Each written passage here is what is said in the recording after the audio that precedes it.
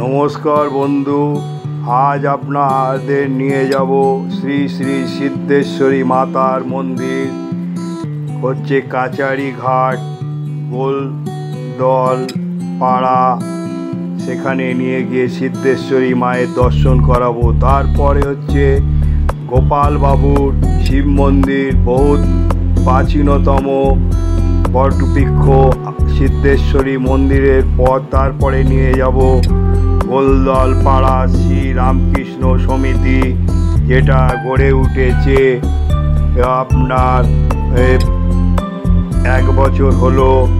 গত 8ই চৈত্র 1431 খ্রিস্টাব্দে সেখানে নিয়ে গিয়ে দর্শন করাবো।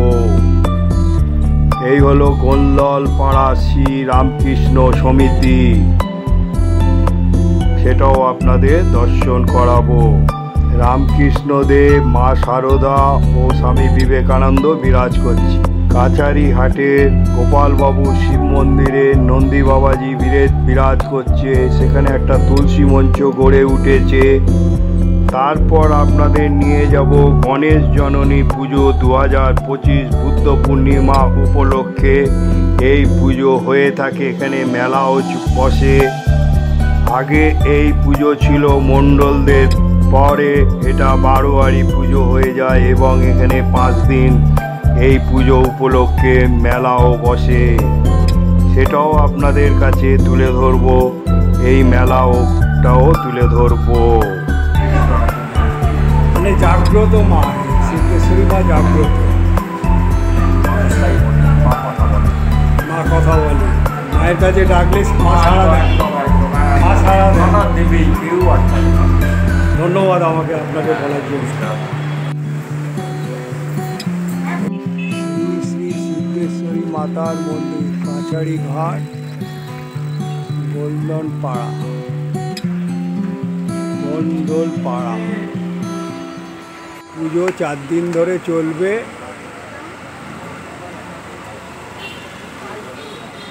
আপনারা এখানে আসতে পারেন।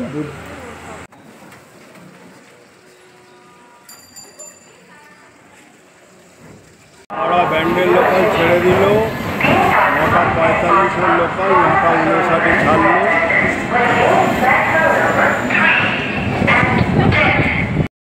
আজ আমার গন্তব্যস্থল হলো মানকুণ্ডু।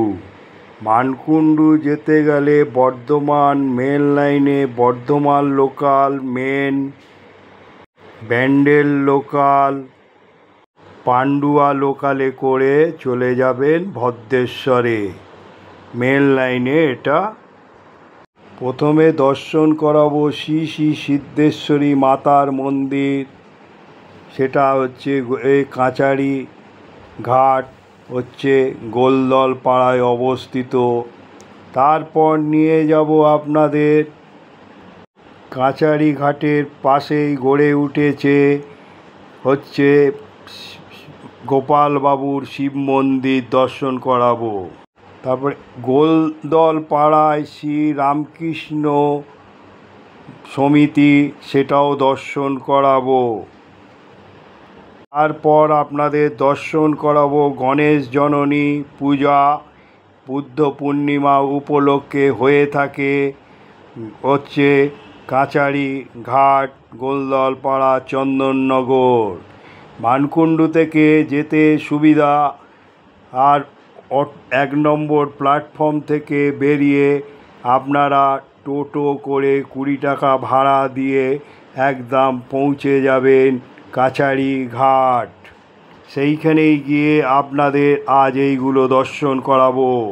মা সিদ্ধেশ্বরী কালী, পশ্চিমবঙ্গ জুড়ে বিভিন্ন সিদ্ধেশ্বরী কালী বাড়ি দেখা যায়। মায়ের এই বিশেষ সিদ্ধেশ্বরী রূপ সম্পর্কে আজ আপনাদের কিছু জানাবো। যিনি মাতৃ সাধক সিদ্ধি প্রদান করেন তিনি সিদ্ধেশ্বরী। সিদ্ধেশ্বরী কালীর আলাদা ধ্যান মন্ত্র নেই তন্ত্রসারে, কিন্তু তন্ত্রসারে দেয়া বেশ কয়েকটি মন্ত্রে মায়ের সিদ্ধিদাত্রী রূপের আবহ উপাসনা করা হয়েছে। সেইগুলি সিদ্ধেশ্বরী কালীর পুজোর প্রাসঙ্গিক, যেমন দক্ষিণা প্রোক্ত দেবতা সর্বসিদ্ধাতা এ অন্যত্র সিদ্ধি ভর মানকুণ্ডু এসে পৌঁছালাম। এবারে যে ট্রেন এসেছিলো সেই ট্রেন চলে যাচ্ছে, 3 নম্বরে দিয়েছে। এবারে 1 নম্বরে গিয়ে নিয়ে যাবো, 1 নম্বর থেকে আপনাদের নিয়ে যাবো। এই ওভারব্রিজ দিয়ে 1 নম্বরে যাব, সেখান থেকে আপনাদের নিয়ে যাব কাছারি ঘাট। সেখানে গিয়ে দর্শন করাবো আপনাদের গণেশ জননী, যে বুদ্ধ পূর্ণিমা উপলক্ষে যে পুজো হয়ে থাকে সেইটা দর্শন। হলো ওভারব্রিজ দিয়ে নামছি আমি, 1 নম্বরের ডান দিক দিয়ে বেরোবো। এই ডান দিক দিয়ে নেবে 1 নম্বরের ডান দিক দিয়ে গিয়ে অটো ধরতে, ডান দিক দিয়ে কিছুটা হেঁটে যেতে হবে অটো ধরতে গেলে। হলো অটো টোটো স্ট্যান্ড, এইখান থেকে আপনাদের টোটোতে উঠতে হবে। কাছারি ঘাটের উদ্দেশ্যে অটো করে আমি আজ চললাম। শ্রী শ্রী সিদ্ধেশ্বরী মাতার মন্দির, কাছারি ঘাট, গোল্ডন পাড়া, বন্দোল পাড়া। এখানে ফলারি অমাবস্যা পুজো হবে, পড়েছে 11ই জ্যৈষ্ঠ, 26শে মে সোমবার। তার মুখেই হারিকা। এই হলো সিদ্ধেশ্বরী মায়ের মন্দিরের নাট মন্দির।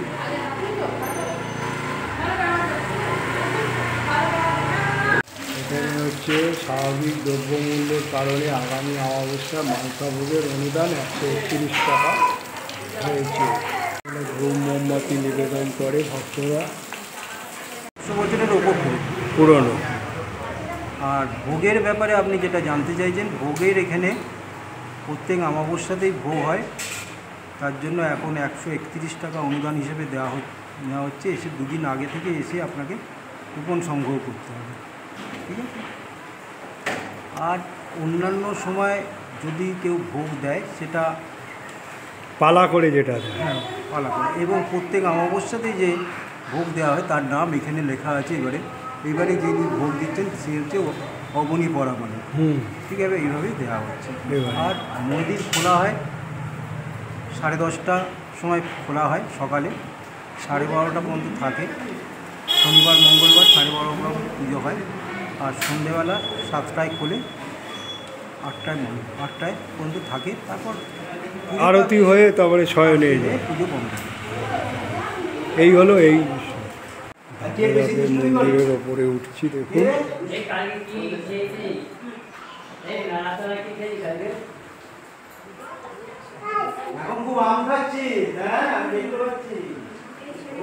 সিদ্ধি কাকে বলে? সিদ্ধি অর্থাৎ সাফল্য, নিজের সাধন পথে শিলমার্গে সফল হওয়াই সিদ্ধি। আজ থেকে 1500 বছর আগে প্রাচীন যুগে বাঙালির বর্ণ পরিচয় গ্রন্থ ছিল সিদ্ধির উত্তর। সিদ্ধি হোক বলেই বাঙালি শিশুকে অ আ ক খ শেখানো হতো। আগেই বলছি যে গ্রন্থ সম্পর্ক। মা সিদ্ধেশ্বরী কালীকে কাজেই সাফল্য কালী বলতে অত্যুক্তি হবে না।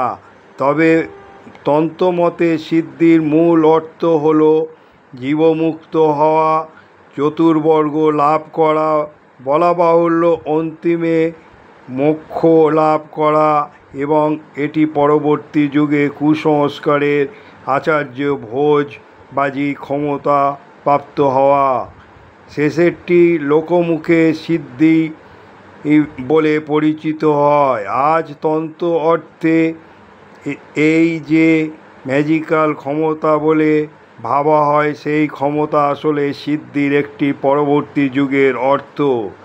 কিন্তু মা স্বয়ং প্রকৃত ও অপ্রকৃত কোনো কিছুই প্রকৃতির অভিপ্রায় হতে পারে না। কথাটা মনে রাখলে তন্ত্র সাধন পথে ভুল ভ্রান্তি কম হবে। মা সিদ্ধেশ্বরী কালী নানা রূপে বাংলা জুড়ে পূজিত হন।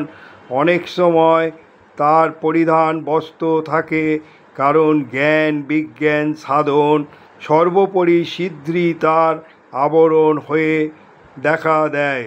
কারণ যদিও জগতের আবৃত্ত করতে পারে এমন বস্ত্র না হয়, সেই জন্যই মা কালী দিগম্বরী, কিন্তু তাও সাধনায় সিদ্ধি লাভের এমনই অদ্ভুত ক্ষমতা জগৎ আচ্ছাদিত করতে পারে। শিবশঙ্কর ভারতী বই বাংলার প্রাচীন কালীকথায় লিখেছে যে 23টি সিদ্ধেশ্বরী কালীবাড়ির বর্ণনা আছে। তার মধ্যে অনেকগুলি বিখ্যাত, যেমন কলকাতার ঠনঠনিয়া কালীবাড়ি।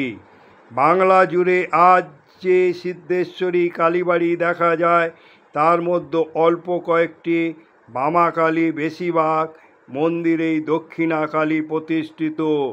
কিন্তু অন্য কোনো রূপ আছে, যেমন শবশিববিহীন সিদ্ধেশ্বরী কালী কোথাও পূজিত হয়। কাজেই মা সিদ্ধেশ্বরী কালীর মূর্তিতে এবং এখানে হবে আগে নিত্য পূজা হবে, এখন ঠাকুরমশাই এখন মাকে সাজাচ্ছে।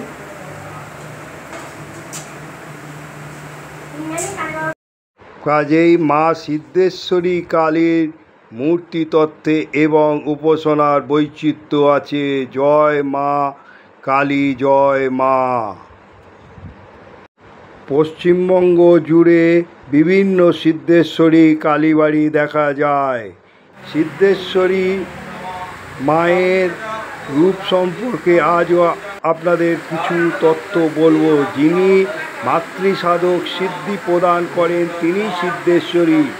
সিদ্ধেশ্বরী কালীর ধ্যানমন্ত্রে নেই তন্ত্রসারে, কিন্তু তন্ত্রসারে দেয়া বেশ কয়েকটি মন্ত্র মায়ের সিদ্ধিদাত্রী রূপের আবহ উপাসনা করা হয়েছে। সেগুলো হচ্ছে সিদ্ধেশ্বরী কালীর পূজায় প্রসঙ্গিক, যেমন দক্ষিণা কালীকে প্রক্তা দেবতা ও সর্ব সিদ্ধিদাতা, অন্যত্র সিদ্ধি ভবতু মে দেবী। আজ আপনাদের এনেছি শ্রী শ্রী সিদ্ধেশ্বরী মাতার মন্দির, কাচারি ঘাট, গোলদলপাড়া। এইখানে সিদ্ধেশ্বরী মায়ের পুজো চলছে, কত সুন্দরভাবে দেখুন পুজো হচ্ছে। এই মন্দিরে সিদ্ধেশ্বরী মাকে দর্শন করাচ্ছি। দেখুন, এও প্রাচীনতম এই মন্দির গড়ে উঠেছে। এখানে হাড়িকাঠ আছে দেখুন, আর কত সুন্দরভাবে ভক্তরা সারিবদ্ধভাবে পুজো হচ্ছে সেটাও আপনাদের এই মন্দিরে তুলে ধরছি কত সুন্দরভাবে। এও জাগ্রত এই মন্দির। এখানে মাকে ডাকলে মা কথা শোনে। এখানে অনেক দূর দূরান্ত থেকে ভক্তরা এসে পুজো দেয়, মনস্কামনা করে। অনেক পুরনো। আপনার নামটা বলুন। আমার নাম হচ্ছে শিলাজিৎ ব্যানার্জি। আমি এই মন্দিরের সেবাই, মায়ের সমস্ত যা শাড়ি পরানো যা কিছু করা এটা আমি করি। এই মন্দির অনেক পুরনো মন্দির। আনুমানিক এই মন্দিরের বয়স কিছু না হোক প্রায় 300 থেকে 350 বছর। মন্দিরের মাকে মাঝে মাঝে মা যখন নির্দেশ দেয় তখন এই মায়ের মূর্তি আমাদের নতুন করে তৈরি করতে হয়। আজকে এই মূর্তির বয়স প্রায় নয়, এই মূর্তির বয়স প্রায় 16 বছর হয়তো। আগের মূর্তির অনেক বছর বয়স হয়ে গেছিল। সময় অনুযায়ী মা নির্দেশ যখন দেয় তখন এই মূর্তি পাল্টাতে হয়। আমাদের পূর্বপুরুষরা যারা ছিলেন, আমার বাবা আমার দাদু, তারা বলে গেছেন এই মন্দিরের নাকি অ্যান্টনি ফিরিঙ্গি এখানে আসতেন এই মন্দিরের মাঝে। অ্যান্টনি ফিরিঙ্গি হয়ে উনি এখান থেকে গোপাল মানুষের বাড়ি, জমিদার বাড়ি, তার বাড়ি গান গাইতে। এই মন্দির থেকেই উনি ওই ঠনঠনিয়া কালীবাড়ি তৈরি করেন। ঠনঠনিয়া কালী, হ্যাঁ, এর কোনো প্রমাণ কিছু পাওয়া যাবে না, কথিত আছে আমাদের এখানে। ফিরিঙ্গি কালীবাড়িও তো উনি ফিরিঙ্গি কালীবাড়ি ওনার তৈরি। তা উনি তখন এখানে গোলদলপাড়াতে সেই গঙ্গার ধারেতে উনি গান বাজনা করতেন, এবং এই রাস্তা দিয়ে ধরেই রাস্তাটা ধরেই উনি গোপাল মানুষের বাড়ি পেছন দিকটা জমিদার বাড়ি উনি যেতেন। মায়ের ইতিহাস অনেক পুরনো, টোটাল হিস্ট্রি কিছু বলা যায় না কবে থেকে মায়ের আসল কে নিয়ে এসেছিল, ওটা বিভিন্ন রকম প্রচলন আছে, কোনো কিছু আমার তথ্য কিছু নেই। যেমন এই মা নাকি ওপারে দাঁড়িয়েছিল, একজন জেলে আসছিল, বলে আমরা ওপারে পাঠিয়ে চলে এসেছি, তারপর প্রতিষ্ঠা হচ্ছে, এইগুলো বিভিন্ন গল্প শোনা যায়। তবে তৎকালীন সময় এখানে তন্ত্র সাধনা হতো। আমাদের যে প্রাচীন বটগাছটা, প্রাচীন যেটা হচ্ছে বটগাছটা, যেটা শিব মন্দিরে, গোপালবাবুর মন্দিরে যে প্রাচীন, তারপরে শ্মশান, সামনে শ্মশান, তারপরে মা, এই তিনটে কোনাতে একটা তান্ত্রিক সাধন, একটা সাধন সবাই জানে, মোটামুটি অনেকেই জানে। পঞ্চবটী আসন আছে নাকি আমাদের, আমার একজন আমার জানাশোনা একজন মানুষ ছিলেন, উনি এসেছিলেন তারাপীঠ থেকে, আমাকে ভালোবাসতেন, উনি দেখে বলেছিলেন এর মধ্যে পঞ্চবটির আসন আছে এই ইয়ের মধ্যে, প্রাচীনতম বটতলা। হ্যাঁ বটতলা। কিন্তু আরেকটা ঘটনা আছে মায়ের, এই যে মায়ের মূর্তি এত বড় ছিল না, মায়ের মূর্তি ছোটো ছিল একসময়। এটা আমার সম্পর্কে এক দাদু, উনি ওনার মেয়েকে খুব ভালোবাসতেন, আজ থেকে 200 বছর আগে। উনি গঙ্গায় স্নান করে মাকে পুজো করতেন, ওনার মেয়ে মারা যান, উনি মাকে চ্যাংগুলো করে তুলে নিয়ে এসে মধ্যে তুলে বিসর্জন করে, কারণ সে মা নষ্ট হয়ে যায়। তারপর আরেকটা মায়ের স্থাপনা হয়। এইভাবে আমাদের 3-4টে মা অলরেডি হয়ে গেছে, নতুন করে প্রতিষ্ঠা হয়েছে। এটা কি কোষ্ঠী পাথরে? না, এটা মাটির তৈরি, আমাদের মায়ের নির্দেশ নেই গোষ্ঠী পাথর, মায়ের মূর্তি মাটি। আচ্ছা, এটা কি রং করা হয় ক বছর অন্তর? রং করা, আর সেই রং করা হয়েছে আজকে 16 বছর। 16 বছর আগে তো? রং এখনো তো মা তো মানে মনে হচ্ছে এটা একটা মুখ দিয়ে। বহু মানুষ এসে প্রশ্ন করে, এটা পাথরের নাই, আর চকচক করে কেন? এটাই মা, আমার মায়ের আসল। আর কি বলবো, আর কিছু বলেনি। আর মন্দিরটা খোলে তো সকাল? আমাদের মন্দির খোলা হয় ভোরবেলা 5টার সময় মন্দির খুলে যায়, আর মোটামুটি মায়ের দ্বার খোলা থাকে। পুজো হয় বেলা 11টা থেকে পুজো শুরু হয়, এমনি 12টা, লোক থাকলে আরও বেশি। সন্ধ্যেবেলা 7টা, একদম 7টায় আরতি হয়, মায়ের দরজা 1 ঘন্টা খোলা থাকে, তারপর মাকে বন্ধ। আর যেসব নিয়মপদ্ধতি আছে, প্রত্যেক 12টা অমাবস্যা, 1টা অমাবস্যায় মায়ের হয় কালী পুজো হয়, আর 11টা অমাবস্যা পুজো হয়, প্রত্যেক অমাবস্যা পুজো হয়, ভোগ বিতরণ হয়। যেটা এই মানুষ আসে, আপনাদের ফলোয়ারি এক একটা মানুষ এখানে পালা করে দেয়, সেই অনুযায়ী সুস্থভাবে আমাদের মন্দিরটা চলে। বহু মানুষ, অনেক দূর দূর থেকে মানুষ আসে, মানে জাগ্রত মা, সিদ্ধেশ্বরী মা জাগ্রত।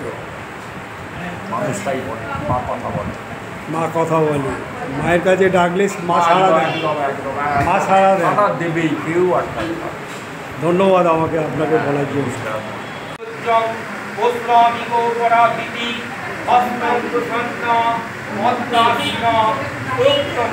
এরপর আপনাদের নিয়ে যাব নতুনভাবে গড়ে উঠেছে রামকৃষ্ণ সমিতি, সেই মন্দির দর্শন করাবো। এখন আপনাদের নিয়ে যাচ্ছি গোপাল বাবুর শিব মন্দির, খুব জাগ্রত এবং প্রাচীনতম শিব মন্দির। এখানে ভক্তরা ধূপ নিবেদন করে, তারপর এখানে একটা তুলসী মঞ্চ আছে, তারপর এখানে ভক্তরা দেখুন নন্দী বাবাজির মাথায় জল ঢালছে। আজ বুদ্ধ পূর্ণিমা, সোমবার, বৈশাখ মাসের শেষ দিন, সেই উপলক্ষে। আর এই গোপাল বাবুর শিব মন্দির খুব জাগ্রত, এখানে বহু দূর দূরান্ত থেকে ভক্তরা এসে ভক্তি করে পুজো দিচ্ছে, করছে, সেগুলো তুলে ধরছি। আর বাবা তারকেশ্বরের একটা চিত্র ফুটিয়ে তুলেছে কত সুন্দরভাবে বাবা তারকনাথে। আর এই গোপালবাবুর শিব মন্দির খুবই জাগ্রত, মনস্কামনা করলে এখানে পূর্ণ হয়। বহু দূর দূরান্ত থেকে এখানে লোকে গঙ্গার তীরে স্নান করে তারপরে এখানে বাবার কাছে ভক্তরা মনস্কামনা করছে, সেটা আপনাদের তুলে ধরলাম। আর এই হলো সেই প্রাচীনতম বটবৃক্ষ, যেখানে পঞ্চমুণ্ডিরও আসন ছিল। সেটাও সিদ্ধেশ্বরী সম্বন্ধে যে চক্রবর্তী সেবায়িত বলেছিলেন, তিনি বলেছেন এই সেই প্রাচীনতম বটবৃক্ষ। দেখুন কত প্রাচীনতম বটবৃক্ষ, সেটা আপনাদের কাছে তুলে ধরলাম। আর পরে নিয়ে যাব গোন্দলপাড়া শ্রীরামকৃষ্ণ সমিতি। আপনাদের রামকৃষ্ণ দেবের যে একটা নতুন মন্দির গড়ে উঠেছে, সেটাও আপনাদের দর্শন করাবো। চলুন রামকৃষ্ণ সমিতি দর্শন করায়। শ্রীরামকৃষ্ণ দেবের মন্দিরে ধাপে ধাপে নেবে, তারপরে আপনাদের দর্শন করাবে। তুলসী গাছ করা আছে, তারপরে আবার ধাপে ধাপে উঠে শ্রীরামকৃষ্ণদেবের বেদিতে কত সুন্দরভাবে রামকৃষ্ণদেব ধ্যানস্থ, তার পাশে মা সারদা, তার পাশে হচ্ছে স্বামী বিবেকানন্দ, দেখুন। তারপরে রামকৃষ্ণেরও একটা ছবি রাখা আছে। তারপরে মা ভবতারিণী এই মন্দিরে বিরাজ করছে। শ্রীরামকৃষ্ণ সমিতি নতুনভাবে গড়ে উঠেছে এই কাছারি ঘাটের তীরে। কত সুন্দর এই মন্দির। এখানে এলে যদি আসেন, একদিনের পক্ষে বেড়ানোর পক্ষে খুব সুন্দর জায়গা। তারপর আপনাদের নিয়ে যাব হচ্ছে এইখানে ধাপে ধাপে গঙ্গার এই রামকৃষ্ণ পাশেই এই কত এরিয়া বিশিষ্ট, কত সুন্দরভাবে ওং লেখা আছে এই প্রাচীনতম বটবৃক্ষে, সেগুলো আপনাদের দর্শন করা। আর এই হলো গোপালবাবুর শিব মন্দির। এই হলো এই এরিয়া গোন্দলপাড়া শ্রীরামকৃষ্ণ সমিতি। কত সুন্দরভাবে এইখানে বেড়ানো। আর এই জায়গা, এই গাছে সবাই সুতো বেঁধে মনস্কামনা করে যায়। দেখুন কত সুন্দরভাবে এই মন্দির গড়ে উঠেছে। আর এই হলো কাছারি ঘাট। আর তারপর নিয়ে যাব গণেশ জননী মা দর্শন করাবো আপনাদের। সেটাও গণেশ জননী মা একদিকে হচ্ছে জয়া আর বিজয়া, তারপরে নারদ মুনি আর হচ্ছে ব্রহ্মাজি বিরাজ করছে। এই পুজো আগে ছিল মণ্ডলদের, তারপর এই পুজো বারোয়ারি ভাবে এই পুজো এখন হয়ে থাকে। বুদ্ধ পূর্ণিমা উপলক্ষে 5 দিন ধরে এই পুজো চলে এবং এখানে একটা মেলাও বসে। এই পুজো গণেশ জননী মাকে যদি দর্শন করতে আসেন, সন্ধেবেলা আসলে খুবই ভালো লাগবে। লাইটিং আছে এবং মেলাও বসে। এই মেলাও খুব সুন্দরভাবে কাছারি ঘাটে এর পাশে গড়ে উঠেছে। আপনারা আসবেন, এই 5 দিনে এই মেলা থাকবে। আর গণেশ জননীকে কত সুন্দরভাবে ফুটিয়ে তোলা হয়েছে, তাই আশা করি আপনারাও এখানে একদিনের জন্য বেড়াতে আসবেন। এই গণেশ জননীর পুজো মণ্ডলরা করত কেন? এটা বুদ্ধ পূর্ণিমাতেই করত। এটা ব্যবসা বাণিজ্য উপলক্ষে এই পুজোর প্রচলন শুরু হয়েছিল। এখন বারোয়ারি বাড়িতে হতো এই পুজোটা, এটা বাড়িতে মণ্ডল বাড়ির পুজো, মণ্ডল বাড়ির পুজো। এটা এখন বারোয়ারি হয়ে গেছে। এটা তো গণেশ জননী তো। এটা ব্যবসা বাণিজ্য ছিল মণ্ডল বাড়ি, তারা করত এই বুদ্ধ পূর্ণিমা উপলক্ষে। তারপরে সেটা বন্ধ হয়ে যাওয়ার পর এখন বারোয়ারি এটা হচ্ছে। ব্রহ্মা আর নারদ মুনি এখানে ফুটিয়ে তোলা হচ্ছে। আর জয়া আর বিজয়া আর মা দুর্গা হচ্ছে গণেশজিকে কোলে নিয়ে আছে। পুজো 4 দিন ধরে চলবে।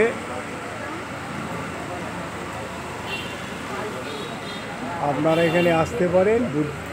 আজ সপ্তমী পুজোর যেরকম সপ্তমী অষ্টমী নবমী দশমী হয়, এটা পূর্ণিমা তিথি, কিন্তু ওই রকমই সপ্তমী অষ্টমী নবমী দশমীর মতো পুজোগুলো কন্টিনিউ হয়, কিন্তু অ্যাকচুয়ালি আজকে পূর্ণিমা। 4 দিন ধরেই পুজোটা, এটা 4 দিন ধরে পুজো হবে। আর এটা পূর্ণিমা তিথিতেই, অ্যাকচুয়ালি বুদ্ধ পূর্ণিমা তিথিতেই পুজোটা শুরু হয়।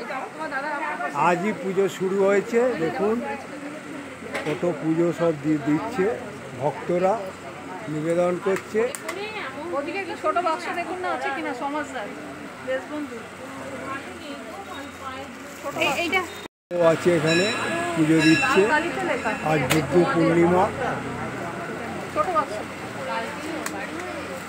ওদিকে অনেকগুলো বাক্স আছে, ওগুলো সব বার করে এই দাদা এইগুলো ফল অপন সমাজদার এখানে একটা ফল আছে। আচ্ছা মাহাতো কাছারি হাটে আজ এনেছি গণেশ জননী। এই গণেশ জননীর পুজো বুদ্ধ পূর্ণিমাতে হয়। আগে মণ্ডল বাড়ির পুজো ছিল, তখন ব্যবসা বাণিজ্য জন্য এই পুজো হতো। তারপরে কোনো কারণবশত এই পুজো বন্ধ হয়ে যাওয়ার পর এখন বারোয়ারি হয় কাছারি ঘাটের পাশে। আর এই উপলক্ষে ছোট মেলাও বসে 4-5 দিনের এই পুজো। আর এই বিঘ্নে দেবতা হচ্ছে মা দুর্গা গণেশজিকে নিয়ে কোলে করে আছে, আর ব্রহ্মা, আর ওদিকে হচ্ছে নারদ মুনি, আর জয়া আর বিজয়া বিরাজ করছে। গণেশ জননী হলেন দেবী, যিনি গণেশকে জন্ম দিয়েছিলেন। এই পুজো বিভিন্ন স্থানে, বিশেষ করে হুগলি জেলার কাছারি ঘাট, গন্ডলপাড়া, চন্দননগর এ হয়ে থাকে। জগদ্ধাত্রী রূপে তার কোলে শিশু গণেশ এবং পাশে মা জয়া ও বিজয়া, ব্রহ্মা ও বিষ্ণু দেবতা থাকেন। গণেশ জননী পুজো বিভিন্ন স্থানে বুদ্ধ পূর্ণিমার দিন অনুষ্ঠিত হয়। বিশেষ করে হুগলি জেলার চন্দননগর কাছারি ঘাটে হয়ে থাকে। গণেশ হচ্ছে বিঘ্ন নাশকারী শিল্পী, বিজ্ঞানের পৃষ্ঠপোষক এবং বুদ্ধি ও জ্ঞানের দেবতা রূপে পূজিত করা হয়। গণেশের চতুর্থী সংক্রান্ত একটি কিংবদন্তি হিন্দু সমাজ প্রচলিত, যেখানে গণেশকে মোদক ও ভক্ষণ করে ইঁদুর চেপে ফিরতে দেখা যায়। এই উপলক্ষে গণেশ জননীর পূজা উপলক্ষে কাছারি ঘাট ও গোলদন পাড়াতে একটা মেলা বসে ছোট করে। 4 দিন ধরে এই মেলা চলে। এই পুজো উপলক্ষে এখানে আপনারা এসে দর্শন করতে পারেন এবং মেলাও দর্শন করতে পারেন।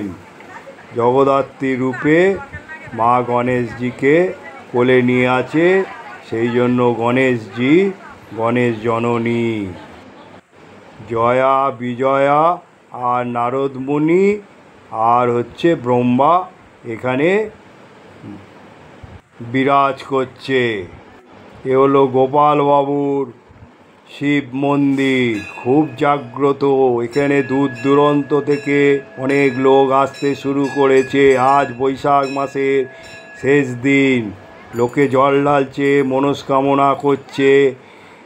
এই অনেকে গঙ্গায় স্নান করে শুদ্ধ হয়ে জল ঢালছে, সেটাও আপনাদের তুলে ধরেছি। আর এই গণেশ জননী পুজো উপলক্ষে প্যান্ডেল হয়েছে, আর এখানে মেলা বসেছে, দেখুন সেগুলো আপনাদের তুলে ধরছি। দেখুন প্যান্ডেলটা কত সুন্দরভাবে হয়েছে। এখানে আজ থেকে পুজো শুরু হয়েছে, কত সুন্দরভাবে গড়ে উঠেছে।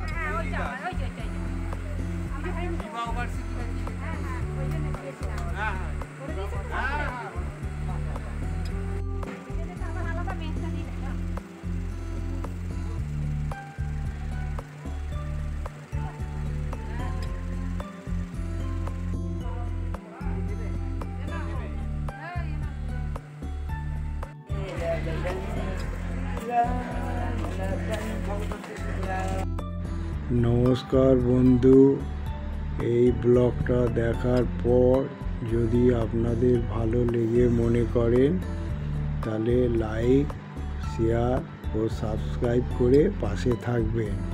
যারা এখনও সাবস্ক্রাইব করেননি তাহলে অল বোতামটা টিপে দেবেন। আমি যখনই কোনো ব্লগ বানাবো আপনারা পেয়ে যাবেন। আপনাদের দর্শন করালাম সিদ্ধেশ্বরী মায়ের মন্দির, গোপালবাবু শিব মন্দির, শ্রী রামকৃষ্ণ সমিতি মন্দির, আর দর্শন করালাম বুদ্ধ পূর্ণিমা উপলক্ষে গণেশ জননী, আর দর্শন পূজা ও মেলা দর্শন করালাম। জয় শ্রী রামকৃষ্ণ দেব।